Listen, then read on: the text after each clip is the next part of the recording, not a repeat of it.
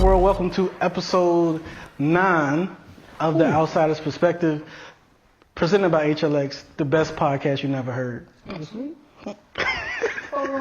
Right, what? So you wait till we say go to roll over and go to sleep? It's time to do the show, David Ruffin. You know what time it is? You know where I was? You know where I was? I was in my house. I was at work. 7:30. I was at work. You got it 60 degrees in here. I ain't even going to This show better be good. Normally we shoot in the morning early. This is a late night show. People had to work, a little scheduling thing, but adulting. TOP after dark.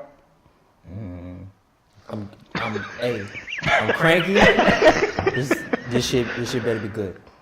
All right, so with me as usual, Coriel, vice versa, and we'll get right into it. We got first thing up. We talked about a few episodes back, Tink, and how we said Timbaland had mishandled her, and it's all his fault that she wasn't doing what she was supposed to be doing. Well, she put a post on Instagram and did an interview with, I believe, Fader, and talked about how, as of that day, she has been officially released from Timbaland, and she is a free agent. She can release music and do her own thing. So, what do we think about Tink officially being a free agent out here? I think it's awesome. Yeah. I think it's a great move for her. It's a shame she had to wait so much time. It was like 4 or 5 years. Like as far as opportunities for Tink to get her name out there, those opportunities have passed. We know her. So her name's out. Yeah, we know who she is. But I mean, like prime times where she could have just been like, "Yo, I'm Tink and I'm taking over." Like even during I would say the Nicki and Remy beef, she should have just been like, "Yo, I'm the queen of all this." I'm starting already. Why not? I'm talking about entertainment. Entertainment. I don't talk about that. We're not talking about Tink being queen of what? Queen of what? Rap? Yes. But she didn't do nothing, so we don't know. That's why you're making this face. You're wild. I didn't say she was. Did you hear me say she was? No. But you're saying she could have put her name in the hat. Yeah, why not? Because didn't Foxy Brown release a freestyle during that time? Foxy Brown she did. Yeah, but she been around. But won't nobody checking for Foxy. She's been in the game 20 years. That's cool. This is becoming something. Let it become. I didn't say anybody was doing anything. I'm just saying she missed the opportunity where she could have just promoted herself. That's all I'm saying. You think Tink would have played a part in that though? Like the song she was releasing seemed kind of anti that stuff, like the commandments and all that. Like she was going like way separate than the route that Nicki is. There's ways of flipping it. It's like, okay, she could have, I guess, could have said something along the lines of, okay, this is my lane. This is why I don't have to spit like this, and this is why I'm queen, quote unquote. But of course, that didn't happen. As an artist, you could have flipped it like that. But I'm just saying, she missed the opportune time. That's how I would have. If I was a manager, I'd have been like, hey, say something. Still stay true to you. Would be like, hey, I don't need to do this beef shit to be on top, but I'm still on top. Then niggas would have came for her, and that would have been interesting to me. And I feel like she could handle her own in that situation. And probably would have came out on top. So that's just me. That is just you. Yeah, okay. It's usually just me. I'm fine with that. That's fine. I don't think it would have been it wouldn't have been worse than staying with Timbaland and not doing shit. You just basically said you want her to make subliminal shit about not being in beef so that she can spark beef. Mm-hmm. See what I'm saying? Like, yeah. So you do know how ridiculous that sounds. That's not what I would do. You just said this is what you would do. If I was her manager. If I was her manager. Me personally, no, because I don't beef. This is becoming something. Let's go back to Tink. We still on Tink. Isn't that what we here for? I mean, you're looking for an argument. I was not looking. I'm just saying. Like you said, you woke up. And then you was like, you're wilding. And I think you were asleep and you didn't hear what I said. Said some shit that threw me for a loop. And I figured I would go ahead and say that because I felt like we was 3 minutes into the podcast. You already saying some shit. So that's all I was You gonna said it say. had to be good. Again, this is another said it had to be good. I've said if people have taken it left. Who's taking it left? You woke up. It was like you're wilding. I feel like you heard nothing I said. It's just like I would. You act like we can't go back. Man, but not right now. You still in the process of shooting shit. You can't even get off the argument. So back to Tink now. The fuck? Well, Pay no attention to the man on the couch. Well, Tink is free and she can release music on her own now. But we did find out in that article that the song that we put up last from her, that Breaking Me song, was her by herself. She did that song by herself. So that was her first stab at being Tink without Timbaland. We didn't really feel that song. Yeah. So she's not really off to the best of starts by herself. No, she's not. So is this a sign of trash to come? Or is she was she still in that mindset? Is the next one going to be better? What are we expecting now that we know that? We thought that was still her under him. It won't. That was her by herself. I would hope that she would pay attention to the response that she got, which was pretty much an old response. Yeah. And maybe she'll take heed to that and do some shit that's really going to throw people off in a good way. Right. Yeah. I mean, same as long as they can. I feel like Tim and Tink are a good combination, but as far as business-wise, no. But You think that they're a good combination? I mean, that's how we knew about her. I mean, just like he's saying with the music, that's her first song without him, and now we don't care for her at the moment. So, I mean, music-wise, They they like must more of have the some type of songs chemistry, together. but business-wise, it's not there. But Tim is, Because they did do like a whole project together. Yeah. And Tim was like, no. that's why we know about her. It's Tim, but as far as getting it out there, it's because of Tim too, and he didn't hold up his Oh, it's end on all, that it's end. all Tim's Yeah, it's all fault. Tim. So it's definitely Yeah. his fault. Yeah. Yeah. Good and bad. So I mean, So music I'm wise, glad that she's free. But yeah, we'll see what happens. I don't know. I hate to, because she's still young. I think you said it before. But, and it's still time for her to get it together. But stuff just ain't been right. It's just, everything has just been done wrong. So, we'll see. And another thing too, as far as her type of rap, her style of rap, it's kind of hard for like per se like me, Keys, or Tink to actually into music right now because everybody just want to turn up. They're not really looking for a message. Like you have to be a Kendrick Lamar to have like a little background or just you can spit, or you putting out a new project. Okay, I want to hear it. But now to be a brand new artist, that's why it took so long for I'm blanking on his name. Homie from New York, Davies.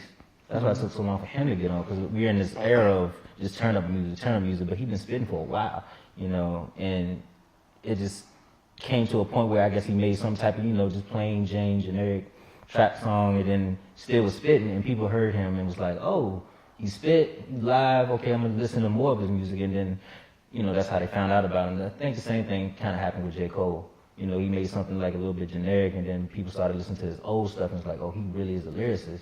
So it's not really too much room for lyricists now. But I mean, I feel like she has the potential to just, come in and take it over, especially with her being a female rapper, because a lot of people are looking for something different, and that would be her. So, well, we'll see. Yeah, we shall see. Good luck to Tink, and hopefully things project upward for her. On a sadder note, I guess you could say, we received news that Rick Ross was found unresponsive and rushed to the hospital. There was reports from TMZ, so every time a report comes from TMZ, it's kind of like, but a report from TMZ that he was on life support. Then shortly after, on Instagram, Fat Trail came out and was like, nah, I just talked to him. He's in the hospital, but he's not on life support. He's good. We still haven't heard really any update, anything from Rick Ross himself. We saw a lot of celebrities, just sending prayers and things like that. So just thoughts on, what's happening. Do we think he's good? Do we know? What's up? Well, then he had another incident previously, I believe. Did he? I think he did, but that was like at the start. No, that was before he started like the whole weight loss thing. And I think that changed him in a way. And then he started, working out from there. So now this other incident, I don't really have too much to say on it, but I heard he got taken off of the machine or whatever. So he must be doing better. But hopefully, nothing too serious. It's just maybe a scare or something that worked out too much and overexhausted itself. It could always be that, because I mean, when you losing weight, you trying to do things you think you can do, you kind of get ahead pushing of yourself. Pushing yourself. So that might have been the issue. But other than that, as long as you still make music and doing all right, right. All right, so prayers goes out to Rick Ross. Hopefully things are well. We had new music from DJ Khaled's song featuring heavy hitters. Yeah, Jay-Z and Beyonce, featuring Future as well. And it dropped at like 6 a.m. and everybody was waiting for it to drop. And it dropped. And what do we think about Top Off from DJ Khaled, Beyonce, Jay-Z, and Future? It's terrible. Terrible? Yeah, it's a quick check for them. Yeah. Oh, yeah. It's going to be streamed a billion times. Stars on there. It's going to just draw attention just by the name. Yeah. So, awful. Awful. All right, well, I don't know what you're talking about. Everybody was waiting for it because y'all had to send a link in the group message. Well, I saw people like, a lot of Beyonce fans. We getting a Beyonce feature at 6 a.m. and then it dropped, and I didn't really hear much else after it dropped. I will say I enjoyed Beyonce more than anybody else. I could appreciate her shit, but all in all, no. Nah. Well, when I finally did get a chance to listen to it, I played it, and then was kind of like in the middle of doing something around the house, and then next thing I know, the song's off, and I'm like, wait, it's over? Like, I heard Future part come in, and I'm just like, okay, I know what this finna be. And then I heard Jay-Z spit, but I don't remember anything standing out to me, and of course Beyonce sings her little part, and I'm like, well, typical B. But I didn't get anything, it didn't hit me like, oh, let me stop what I'm doing and listen to this part like Family Feud was, you know what I'm saying? Like how you had just different parts to just catch your attention. And y'all niggas know how I feel about Future after that Black Panther shit, so fuck that nigga. Yeah, it's awful. Yeah. Fuck it. And DJ Khaled on everybody's shit, so it's gonna be whatever after that. But yeah, I didn't really care for the song. How do you feel about it? No, I didn't really care for it either. Only thing that really stood out to me is that they both, Jay-Z and Beyonce both mentioned Meek Mill, like free Meek Mill. I didn't know that. So they both called him out by name, saying let him go. And Beyonce said the Drake line, like she said top 2, but I'm not 2. Mm-hmm. So those are but those kind of represent other stuff. But as a song by itself, nah, I'm cool on Top Off. Well, it's been decided by the panel that the shit is trash. Yeah. Mm-hmm. All right. So now just some more general discussion topics outside of current news. We're talking about, you specifically, but I guess kind of really it could apply to all of us to a sense where we kind of fit in as far as things to do, like if you're trying to put music out or you want to perform to like our age group. Because you say you do shows, you do performances, and most of the people there are way older than you. And you don't really have no type of feel or reception from people our age. In real life. It's all internet based. Yeah. So kind of what's the strategy to kind of pull in people our age? Where do we go? Because it seems like a lot of people our age are just looking for the Twerk Fest. They're just trying to go to and they ain't really trying to go nowhere where it's a live band and instruments and I guess real music. Is that offensive? Be careful. Well, like with real music as in like instruments are playing live bands. Like you're not seeing live bands at these type of venues. So where do we fit? Is it and we talked about city, is it a Richmond thing? Is it just not here? Do we need to go elsewhere to find it? What do we think about that concept, I guess? I'll ask you because you've been places. Yeah, I mean, as a whole, there's a need, a want, and then like a desire for this type of stuff. Because I feel like all of us are at the age of we don't know if we owe this shit or if we trying to still get young. So there's a lot of people that go to the twerk fest that's faking it, like, oh, I can still hang, I can still do this, that, and the third. I mean, sorry to put my sister out there, but she'll leave a party and be like, oh, yeah, I was twerking, I had a good time, but I'm tired. Like, I didn't hear that years back. It's like, wow, we getting old. You know what I'm saying? It's like, she be like, oh, my knees. Like, it's hilarious. That is it's strain on the knees. Me, like, I don't feel like standing the whole time in the club, and I'm married, so I don't need to look for a twerk. So I don't want to necessarily go to a twerk fest. I want to go somewhere chill, a live band possibly, or just good music or music that I like.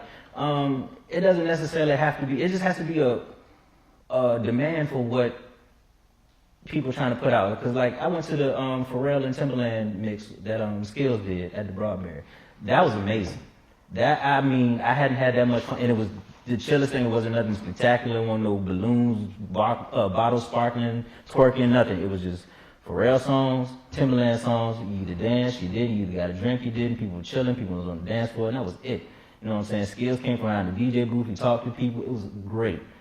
It was chill. But then you got other parties where you think you're just going to go to this event. People wilding, people shooting, people fighting, all of this other stuff. Doing stuff that is not really in your age. Shouldn't a person your age shouldn't be acting like that, period. So with that, it's like you kind of got to find places. Like you got to you got to have live bands. You know what I'm saying? I don't know too many other people outside of our circle that actually play live instruments. You know what I'm saying? That's why I stick close to us, because it's just like, well, I know you play guitar, I play guitar, you play a whole bunch of shit. So it's just like, I don't know too many other bands that do that except for like the older crowd. So you have to kind of like sit there, and then you're with the older crowd looking like, they want to tuck you in because you just look that young in the face, and they're like, what you know about this youngin'? Tuck you in. It's like the other way around, man. They be trying to fuck. Whoa. Literally. Well, like I said, I'm taking, so literally, just like, I don't need that in my life. You know what I'm saying? Like, I've been you can get into a 30+ joint. The thing is, I've been gigging for so long. I've been gigging since I was like 18. So but you look like Black Michael to them. So all I've like Black Michael. All I've ever been around were like older people when it came to like performances. And if I were to perform with people like my age, it was usually I was singing the hook for a rap song or some shit. And it's like, I don't know, that shit is boring. And it's like, it's almost like do people want to be entertained? Because they act like they do. When I go to a lot of places, like, they just be posted up on the wall looking at girls dance with each other. That's basically what I see a lot of the time. I hate to use club names because that sounds kind of dangerous for me to do. So edit that out. I didn't say that. But when I go to certain certain clubs in the area, that's how I feel. It's like, I can clearly see that people want to be entertained somehow because they not doing nothing. Mm-hmm. So it's just like, they just going through the motion. Or you gotta go out, you gotta go somewhere. Right. So I'm like, all right, well, I could give niggas, I hate to say niggas, but I could give niggas a show, but niggas gonna kind of have to pay. It's gonna be a little bit more than $5 at the door. It's gonna be a little bit more than $10 at the door. I gotta give y'all niggas a show. That's what I'm saying. So it's I'm in that point right now, and you did kind of hit it. Because it cleared a lot of stuff up just from what you said. Yeah. We in this weird point in our lives right now where it's like, are we young or we old yet? Like I don't quite know. Like it's about 7 now, right? Yeah. I was complaining that I should be in the bed. 7:45. But I was just at the show yesterday, and so it's like I'm in this weird spot, like all of us are. Mm-hmm. It's just like, are we grown and sexy yet, or not? Like, I don't quite get it. Then I don't know. Just overall, I feel out of place. Even with like the friend, like y'all are my friends, But we're so much different from we're so different from each other. We just grown to accept each other for who we are type of thing, which is beautiful. Yeah. But it's just like we still got different like interests and things that we're interested that we listen to, all that kind of. So it's just like we're a straight up Venn diagram. We all connect, but we've got different parts. Yeah. True. Yeah. See, that's we need more of that. Shut up. See, No. Now you're gonna be a friend. This is the Venn diagram. That was very You wanted insightful. to shit on me. No, Tink. Now we're a happy kumbaya family. See how that shit go? All right. Anyway, Yeah, I agree, Corey. Yeah. Maybe you know, and I feel like there are a lot of people who feel that way too. We just don't know who they are. These are the same people that probably stay in the house. 'Cause I know that's what I do. I only go out unless I gotta work type of thing. But maybe I should just try to see. You know what I mean? Like every time I do, I'm disappointed. I'm getting that person. We'll see. Yeah. So maybe I'll keep trying, and then mind you, I'm still in Richmond. You know what I mean? Maybe I should go to other places and see what I can find, type of stuff. So I mean, who knows? But I figured that we discuss it just to see if I can get some type of clarity on it. Like, go ahead. We in a weird place right now. And did you still want me to elaborate with this as far as states, how it differs? Oh yes, please. Yeah. Now I feel like here in Virginia, you have to travel outside of the capital city, which is Richmond, to go to find a variety of different options. Like I feel like you'll be here on a Friday night in Richmond, and it seems like it's a twerk party here, it's a twerk party there, it's a twerk party there. Cool. But then in Norfolk, they have like a, just because Skills travels back and forth, he'll do majority of his parties maybe in the Tidewater area. So because I like how he plays music, I would then have to travel down there, as opposed to when I was going to school in Florida, it seemed like every city, county, or whatever had everything you needed. You just had to travel to a different city or whatever to get a different vibe, if that makes sense. Like, everybody has a different group of friends, and it's like, all right, I'm gonna either chill with these people tonight, I'm gonna chill with them tonight. It just depends on how you feel. So each city has everything, but if you want a particular type of vibe, you would go to like Orlando. If you wanted a more turned up vibe, Miami all day. If you wanted like a little mixture of both, you go to like Tampa or Fort Lauderdale or somewhere like that. So I don't know, I feel like we just need a lot of things in the city just to throw it out there. Just like how they did what was it, First Fridays? Like that was just something that was thrown out there, and it wasn't just, regulated to just artwork. It was music, it was different stuff. So it was like, it still happens. Yeah, it's still, well, barely, because it's like you barely hear about events now, because it all seems like it's just one type of thing.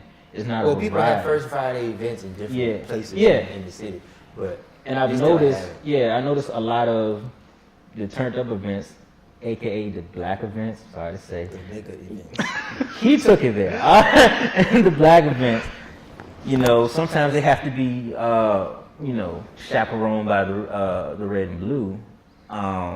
That's unfortunate. But then there's other events that you hear about in like the fan district that'll happen every time religiously, because there's no, I don't know, I guess nobody's out of place, quote unquote. Nobody's doing too much or wilding out or whatever. They're just enjoying the artwork or enjoying the music that's playing. I feel like we kind of use it and then we lose it, and then we have to figure out a different type of way to bring it back. You talking about white and black? Is this what you're talking about? But I mean, yeah. You can say that. Yeah. Yeah. So, and that takes away from the experience too, because let's say, the black events or the more black events die down here, they move to the Tidewater. Now we got to drive down there on Friday just to get the same thing that was here down there. Now who knows how long it's gonna last down there? Maybe because of the same reasons, but for the time being, now we have to make this journey just because we couldn't keep it in the city. And I feel like everybody's gonna have their flaws or whatever with a party, but we have to maintain it. We have to perfect it. There's always gonna be a problem with something. So what do we have here? Do we have to move to Norfolk? I'm just saying, for example. You gotta explain it. Well, I don't know anything specific because nothing interests me in First Friday. This is the point we're talking about. There we go. Now we see that. Go to sleep. Go to sleep. Then I was listening to you couldn't explain it. But what can I take from that? I can definitely understand how somewhere like Florida is a completely different type of situation. First of all, Florida's huge. Yeah, more pop. There are so many different counties than just Miami, Orlando, Tampa, and all those other places. And those are pretty far away from each other. But I'm pretty sure that there is a way different vibe. Also, too, which is way different from Virginia, the backgrounds. You got Jamaicans, you got Spanish. So that's a heavy influence on what you want to do down there, too, as well. So, yeah. I feel like Richmond is definitely at a point where we're developing who we are. Yeah. We're developing way our better than identity. And we're in a different place than we were just 10 years ago. You know what I'm saying? Yeah, definitely. I think it's moving in the right direction. Yeah. Definitely. There are a lot more things to do. There's a lot of places to eat. There's a new damn restaurant every day. Yeah. I'll be walking past new shit every day. So we get in there, but it's just like, it's still, I feel like it's still the collective mentality, especially with black people. But most of the people who live here don't want to be here. So it's just like, that's a big thing. So it's like, it's kind of hard to do businesses and create businesses with people who don't want to spend money, who just complain all the time. Well, it ain't shit. You already know it's gonna get shut down. Blah blah blah. So it's like, I feel like if we can figure out a way to kind of to break that mindset a bit, I feel like that could help elevate a lot of things. And then Richmond, like we were talking about earlier, is like a one niche town. Like we only focus on the history. And that's how the world sees us. Yeah, you know like, that's how we get tourism and stuff like that, but it's because of the Civil War. We got shit that's still up from 200 years ago. So that's dope, and I don't want to ever get rid of that. But for people like us that are creative, it's becoming harder and harder to kind of cut through the gatekeeper type of situation. Like the internet was supposed to help that, but it's the same shit. It's just on the internet now. We're in a good position being in Richmond because people are coming from all over the place and coming here and they seeing like, whoa, something a little different about this place. I feel like we're in an interesting spot right now, but I feel like it just might take a little bit more time. And in terms of like having to leave Richmond to go to different places, you still don't probably have to go as far as you would have to go in somewhere like Florida or something like that. I mean, we do have things to do around here. It's a different type. It's a more chill. It's not an international like people go to Miami from wherever for the Miami experience. Here it's just nice. You know what I mean? It's comfortable. You know what I mean? We lots of places to eat and shop and take your kids. That kind of thing. But we not there yet. So I feel like that's a lot of like I feel like the venues aren't equally distributed throughout Virginia. Like, for example, certain artists will go to Norfolk and have a show down there before they have one at the Coliseum. Because people are not going to pay. That's the thing. People will come through Richmond all of the time, but it's like it got to a point. And plus, all we have is the Coliseum too. Niggas come around here and look at it like we're not doing anything in here, huh? But we talking about having big stuff though. That's the biggest venue we got really is the Coliseum. True. The Coliseum is the biggest that we got. And like I said, I'm trying to go to this Sci-Hi joint, and that's at the North, or whatever it's called. I've never been there. The North. North. Something like that. I've never been there. I think that's what it's called. But to what it looks like it's like another landmark or a little bit small. Wow, excuse me, I'm dating myself. Altria. Also too, look, that area has more people there. So it's just like that. That's one thing, and it's not too far away from us. So they figure we might as well just go to Norfolk because it's closer to like a lot of different places. Because you in Richmond, you here. You out of city. Like that's what I mean. Miami ain't the capital of Florida. It's not. So what does that matter? This is live to see y'all got to go. This is live down. I ain't gonna. No, I'm saying like you right. Richmond don't necessarily just because we the capital don't mean that we got to be the hub that you go to. You right. Norfolk has been that for a while. Oh wow. Northern Virginia because it's so close to Virginia Beach, to DC. All that. I mean, like they got the beach around there. I mean, of course you would. I mean, why? I mean, I would want to go if I was coming from like out of town. It would just be a lot more things to do if I would go to Norfolk. There's a lot of different things that you could do. But in Richmond, we got our shit too, and like I said, we're developing it. So I wouldn't completely shit on this, but we just got a little bit more time. Yeah, I feel. So is there something or like a venue or style of event that we maybe necessarily need to add that we don't have here? Yes. That would fit for us? Because like you said, that you go to the places that you go now and niggas just really standing around. So they're not really like enjoying it. They just there just to say that they was out somewhere.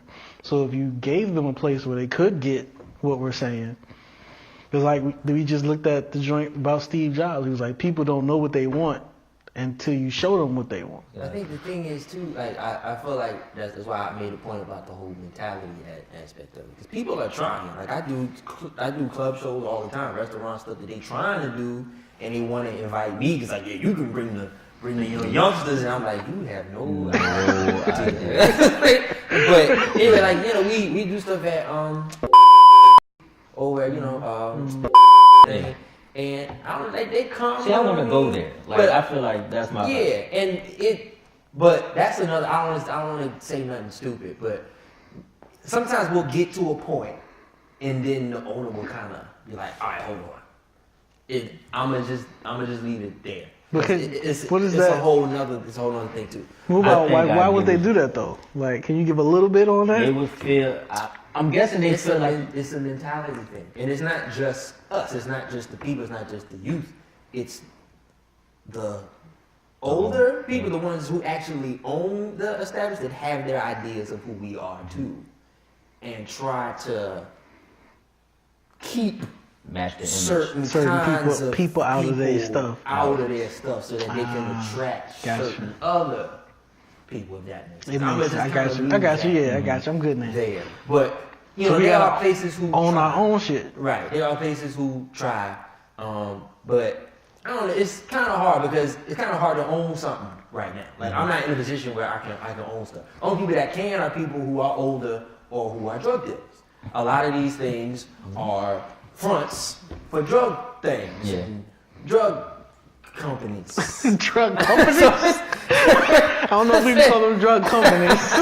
I don't want to say nothing to offend nobody, but that's what a lot of these things, are. Money laundering.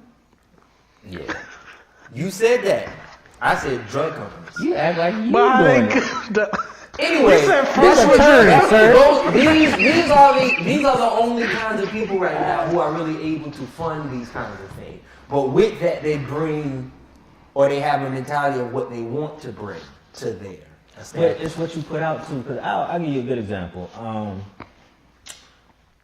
Have y'all seen Power? I've seen some episodes. I've watched. Well, the guy, he owns. I think he ended up owning like 2 clubs because one got shut down. So he had to kind of make this like hole in the wall kind of like turn up joint, but it was like a younger crowd. The club that he owned and the one that got shut down, it was like more celebrities would come there, like the elite. So it's what you put out there, and they were both packed. You know what I'm saying? So it was just a matter of testing the waters and seeing what could be, what would attract people to, different events. So I feel like if you just throw it out there one night, I feel like you need to have different venues too, because you kind of confuse an audience thinking, oh, it's going to be like this tonight when it's really twerk night, and then you kind of get turned off by the place and you don't go back, when really they just tried it for one time. I feel like you need to have 2 different spots that do different things constantly. Do different things or just do one thing? So well, one thing at different places. So this is the twerk spot. This is the twerk spot. This is the chill spot. But that always have nothing changes. But it's owned by the same person or the same conglomerate. You know what I'm saying? So you can go to Weenie Hut Juniors or you could go to the Salty Spittoon. So you know what I'm saying? But it's all one person. It's all, That's what I feel like that should happen. That's a concept. So, but other than that, because if you know, like, I'm gonna use a club as an example. Like, Plush has always been successful, and you hear they opening up a 35 and up type of spot. Okay, the young people can still go to Plush, but then because their children go to Plush and they hear how successful it's been, older people are gonna be like, well, I'm gonna check out this other club because this owner owns this club and it's always nice and I don't hear about nothing happening, so I'm gonna go to this spot. And if it's successful, then you got somebody on this end, going to this place all the time. So it's just about throwing ideas out there and seeing what happens with it. But we need those drug corporations to Now they're corporations. Yeah, now they're We went corporations. from drug dealers to I remember the C drug word. corporations. I don't even know how we got to the company Yo, aspect of it. Corporations, we is companies, elevating whatever. niggas Yes, right now. Yes, it gets real. We went from dealers to companies to corporations. But yeah, as long as one owner can provide multiple things at different locations, then I feel like it could be successful or a better place here as far as, what you want to do on a Friday night, weekend, whatever. Then you don't have to feel tired and like, all hope is lost after work or whatever. All hope is lost. It's a concept. Another thing too is advertising. I mean, advertising kind of sucks around Richmond. You hear about stuff almost at the last minute. That is true too. I do hear about stuff late. So Yeah. We getting there. All right, so it's a work in progress. We'll see. do better, Richmond. What'd you say? I said do better. Okay. The fuck you say, nigga? It's like your Venn diagram always shifts out of. God damn it, Corey. God damn it. So, last thing on the list today, gentlemen, we want to talk about how to break the cycle. And when we say break the cycle, we mean that, I know as far as me, most people I know, most people in my family, they work their whole life well into retirement. They got paycheck to paycheck. Niggas is out here struggling. So how do we make the transition from check to check to either multiple revenue streams or being able to get the most money for the least amount of work, I guess they say. Because a lot of the richest people, all the billionaires, like we said, they not doing the most work. They chilling, but they got people under them that's doing all the hard part to make them the money.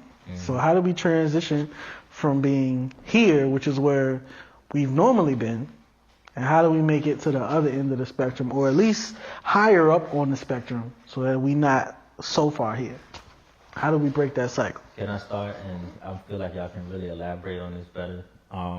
Me personally, and since tax season has passed, I feel like the prime opportunity to turn your life around financially is tax time.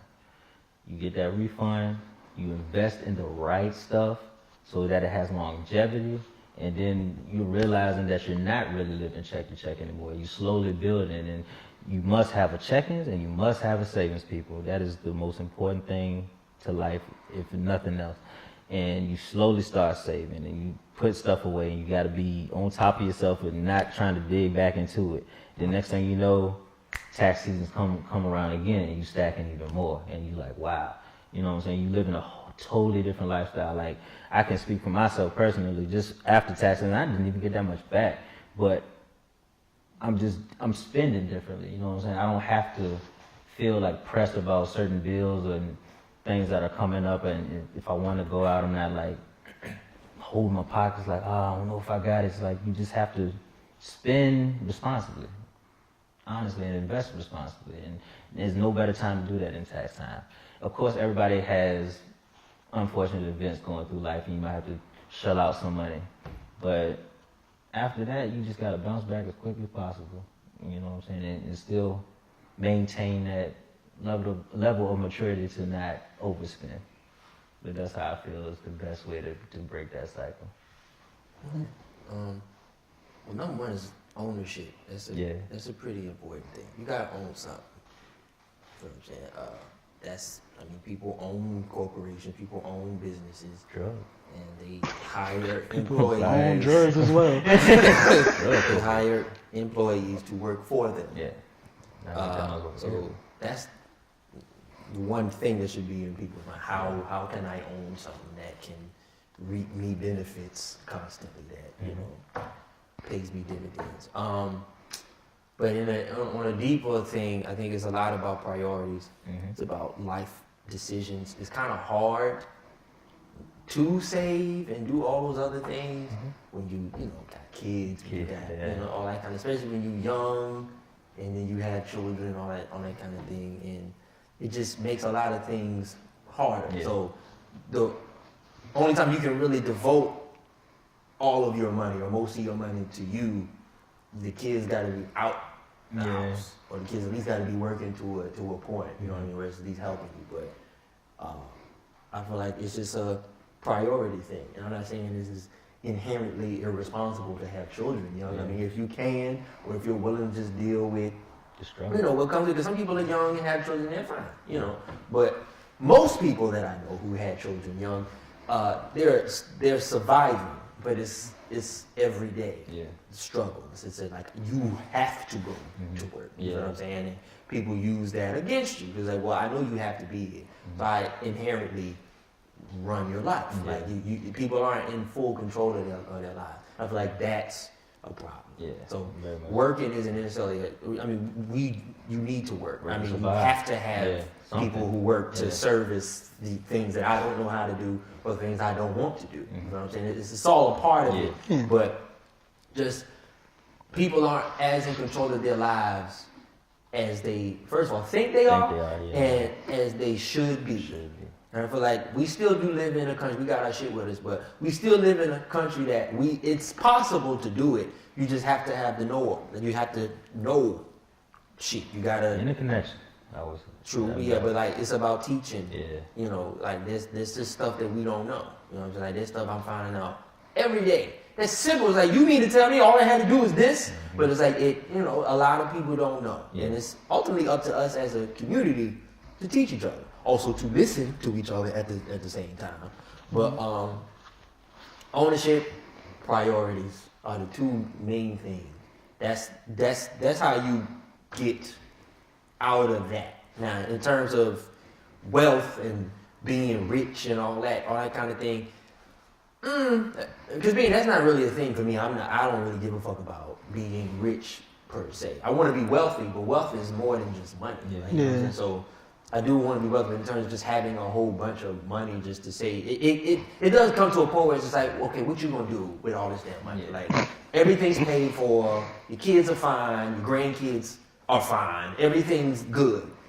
What else is there to do? You know what I'm saying? You give back, you know, that's when you get into those kind of things. But then your money becomes everyone else's money in a way. It's just like you've made enough, now it's time for me to give back and do those. That's ultimately what you do. So in terms of everybody being rich and all that kind of stuff, I don't think that that's sustainable. There's no way that everybody can be rich. There will be people high up, there will be people in the middle, and there will be people who are working. You know what I'm saying? But I feel like even the people who are working, who are law-abiding, tax-paying citizens, should still be able to be in a lot more control of their lives than they actually are. So I could go on and on about shit, but those are my main things. I feel like that's a start. We can talk more about this. We can bring other people on, see how they feel about it or whatever. But that's what I feel. Yeah. I think one of the biggest things part to what you said is the information or the knowledge about what's out there. Because like you said, I know me and you specifically, we always looking at new ways of investments and what else is out there. And if I had half the information I have now when I was in like middle school, life would be so different.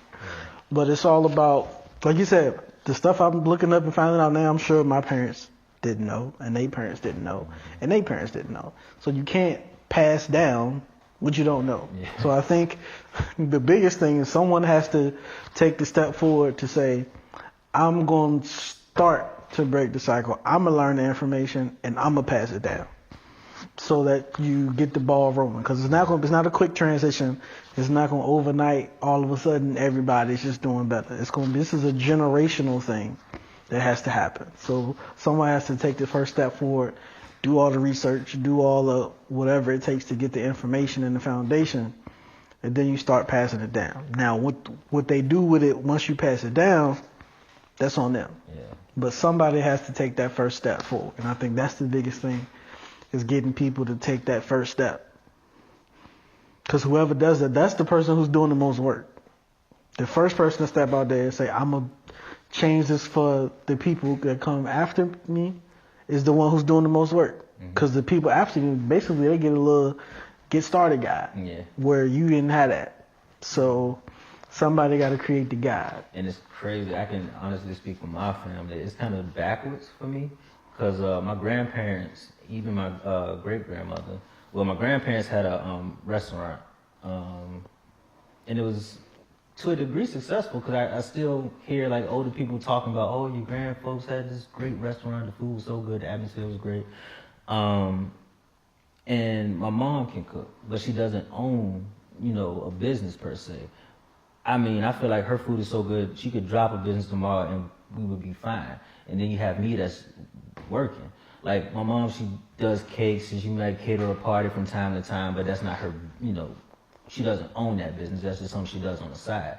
So looking at the lineages, you have my grandparents who were entrepreneurs, my mom who's like halfway into it, and then me, I'm just steadily working. You know what I'm saying? We were just talking, I don't even have time to make beats no more. That was my thing. So with that, it's like, how can I break the cycle and get it back to where I'm an entrepreneur in the family? You know what I'm saying? So that's why I've always been so adamant about my music and everything else, because as far as our family goes, when we put something out there, it's quality shit. You know what I'm saying? You have no reason not to support it or not like it, because we wouldn't bother or waste our time. So that's how we've always been. That's why I'm always looking for an avenue to promote my music and be the entrepreneur that my family started with. I don't want to be the one that's still working or, that came up like that. Because my mom saw it full-hand. She grew up in the restaurant and stuff like that. That's why she has the tools and know-how. I wouldn't know how to run a restaurant just waking up. I could probably manage some stuff, and as far as like advertising, that's, that ain't nothing but social media right there. So generation-wise, I could do that aspect of it. But she is like that middle link that could just be, that could really break everything, you know what I'm saying, and get it back to where you're not, where we are in control of our future and our money and all of that other stuff. So that's one big thing that's important to me, like just breaking that type of cycle, like not to revert backwards, to get it back to being an entrepreneur and stuff like that. That's true. I think a piece of it too is, especially after you've been working for so long and trying to make the transition into being an entrepreneur, business minded, part of the cycle is you're comfortable at work because if I go to work for 40 hours a week, I'm going to get a check on Friday, and I'm going to keep doing that again. So you get caught up in the cycle of just the comfort of knowing that there's steady money coming in, regardless of whether it's a lot or a little. I know if I go to work for 40 hours, they're going to pay me for it. It's a certain level of risk and sacrifice that comes right. from having your own shit. Yeah, because as an entrepreneur, every week ain't going to be good, or every day ain't going to be good. good. A lot of people aren't willing to go through that. To make that, to jump out on that limb and say, it might work, it might not, but I'm going to try it. Right. But I know if I go to work, they're going to pay me. So people get stuck in that cycle of, I'm going to just go to work because I know that's coming. Yeah. When you could maybe have a good day, maybe have a bad day, but in the long term, see growth. So I don't know how you break that. You just got to jump out on it, I guess. Well, when I hear y'all talking, it seems like it's just a matter of having investments in the right spot to where that's your job. Like, you're going to get a check from here if my shit personally doesn't run as smooth. The whole idea. Multiple streams of income. That and just make your, like, I know you've heard, like, make your money work for you. Yeah. It's a real thing. Yeah. It's like that's the whole idea. Like, some people have this whole mentality about saving money. That's not the smartest thing. Yeah, it's cool, like, if you're saving to do something with it, but it's like if you just that's more for like sitting money down. It's like it's, that $1 ain't gonna be $1 in 5 years. Next year it ain't gonna be the same. Actually, if you have like large sums of money, just having it sitting in a bank account is probably one of the worst things you can do, because the bank is using that money and giving it to other people, and so they're getting low interest rates on the cash that's just kind of sitting in your account. You ready to put that in like a business or the stock market or somewhere else where it's getting growing faster. All that just goes back to like priorities and stuff. It's not to get too much into my own, financial shit. But for a long time, I never really made a lot of money. But I've known how to use the money that I had to my best advantage. So it's like I didn't really spend a lot of money on things that weren't going to give me some type of return. So like everything I buy mostly is an investment. So that's why I'll wear the same clothes for 5 years. It's like, who gives a shit? I got my show clothes, and I got my everything everyday clothes. But the big purchases, the computer, the studio stuff that I need, my vehicle that I need to get back, those kinds of things. It's just about a priority thing. So it's about using those things to make it benefit you in the long term. So now I'm at a point now where it's just like I'm beginning to see a lot of the things that I've been working towards all of this. It's time to begin to bear fruit. You know what I'm saying? But it's like you got it, like the earlier the better. Yeah. I ain't got no kids. I try to keep my credit up. So if I do, because there have been times when money has been tight, where it's like, okay, the income ain't quite where it is. But my credit made it, so it's like, look, I'm gonna go ahead and get this. I need $1,500 or whatever. And really, that's the power of like great credit. It's just like you just walk in somewhere and be like, hey, I need money. Sign here. Here are your monthly payments. Right? You got it on average, so we're not gonna come looking for you. So but still, I made a plan. Like, okay, I need this much. I'm gonna pay it back at this time. I'm gonna go ahead and get this job. I was working at Target and all that kind of stuff. Just so it's like I always have that safety net. You feel what I'm saying? So I feel like if people just start thinking more proactively about shit, people are so reactive to things. It's just like people don't do shit until something happens. Yeah, they think about the moment. Right, but it's like I think about shit before it does, just in case it does. Yep. Here it is, and this helped me. And this is what I got to fall back on. Right. Just like you were saying with clothes. I mean, even like most of this is new, but then I looked at the outfit. I'm like, I got a flight jacket from '06. Like this is from this ain't no new shit. Like this is when flight jackets was hot. And it's like, let me throw this on. And it was about that investment. Like, my mom thought it was stupid at the time. Like, you just want a flight jacket because it's a trend. Like, you're partially right, but this is going to come back. I mean, this is an Army-based trend, first of all. So, the Army ain't going nowhere, so why would the flight jacket go? Years later, here we are. Flight jacket's back in. So, I was like, let me throw it on. You know what I'm saying? So, I'm fresh as fuck. And then you wearing old shit. It's my investment. It's what I chose to invest in. And it's not no crazy color, because they used to have every color under the sun flight jacket. It's just the basic black. My flight didn't have the orange on the inside. My shit wasn't even black. My mama gave me the blue one with the Argyle shit on the inside. Ah, yeah. I had to wear an avocado.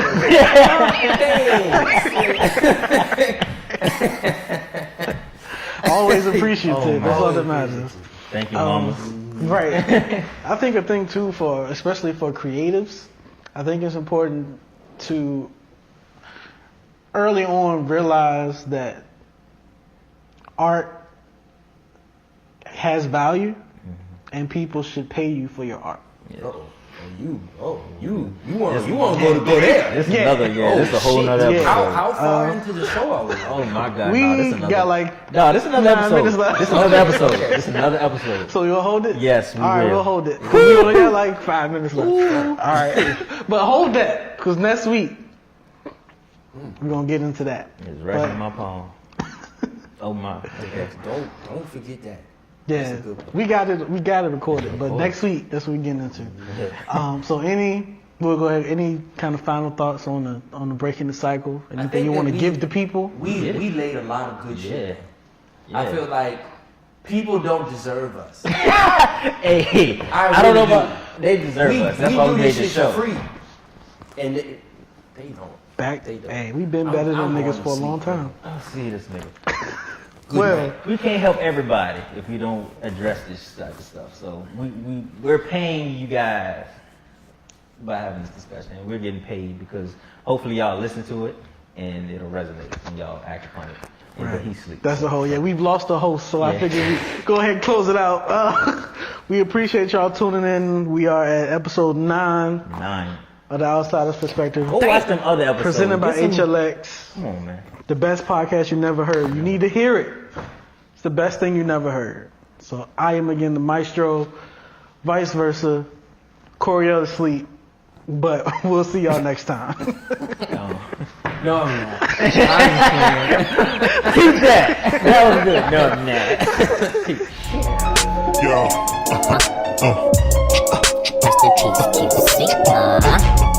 Yeah, it's for my day one niggas right here, man.